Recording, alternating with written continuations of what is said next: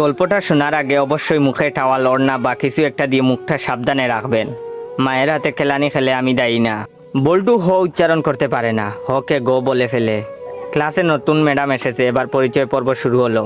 Madam বলল, high ছাত্রছাত্রীরা, আমি পাখি, এবার তোমাদের পরিচয় দাও দেখি। হাই আমি মন্টু, হাই আমি সেন্টু, এভাবে যে যার মতো পরিচয় দিল। এবার বল্টুর পালা। বল্টু বলল, গাই আমি বল্টু। ম্যাডাম বললেন, কি বললে হারামি? বল্টু বলল, গাই বললাম, আপনি আমাকে গাই বলেছেন, আমিও আপনাকে গাই বললাম। ম্যাডাম বললেন, কি তোর সাহস কি করে হলো আমাকে গাই বলতে? কে তোকে এসব বলতে বলেছে, বল আমাকে। বল্টু বলল, প্রধান শিক্ষক, তিনি বলেছেন ম্যাডাম এসে সবাইকে গাই বলবে, তোমরাও ম্যাডামকে গাই বলবে। বল্টুর কথা শুনে ম্যাডাম কাঁদা শুরু করলো। এমন সময় পাশের ঘর থেকে হেড স্যার আসলো। হেড স্যার আবার ক বলতে পারে না, ক কে প বলে ফেলে। হেড স্যার এসে বললেন, কি ব্যাপার ম্যাডাম, এভাবে পাচ্ছেন যে? প্রথম দিনেই ম্যাডাম রে এভাবে পাদানো হলো কেন? হেড স্যারের কথা শুনে ম্যাডাম আরো জুড়ে জুড়ে কাঁদা শুরু করলো।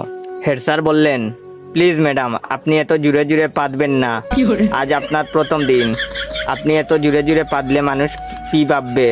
প্লিজ আস্তে আস্তে পাদুন, তাহলে আমরা ছাড়া আপনার পাদার শব্দ অন্যরা শুনতে পাবে না। হেড স্যারের কথা শুনে ম্যাডাম তো কাঁদতে কাঁদতে বেঞ্চের উপর শুয়ে পড়লো। এমন সময় টিওনো হাজির। টিওনো আবার শ বলতে পারে না, শকে ম বলে ফেলে। টিওনো, কি ব্যাপার ম্যাডাম, আপনি এখানে মুতলেন কেন?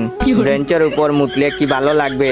আপনার মুতার দরকার হলে আমাদের বলতে পারতেন, আমরা আপনাকে বিছানা তৈরি করে দিতাম, বিছানায় আপনি আরামে মুততে পারতেন। এমন সময় শিক্ষামন্ত্রী হাজির। শিক্ষামন্ত্রী আবার উপরের সবগুলো সমস্যা বিদ্যমান। শিক্ষামন্ত্রীকে যে যার মতো ঘটনা খুলে বলল। বল্টু বলল, আমি ম্যাডামকে গাই বলেছি। হেড স্যার বললেন, আমি ম্যাডামরে আসতে পারতে বলেছি। টিওনো বলল, ওদের কথার জন্য ম্যাডাম বেঞ্চের উপরে মুততেছিল, তাই আমি ম্যাডামকে বিছানায় মুততে বলেছি। তখন শিক্ষামন্ত্রী বললেন, ও বুঝেছি, গাইটা পাততে পাততে বেঞ্চের উপরে মুতেছে।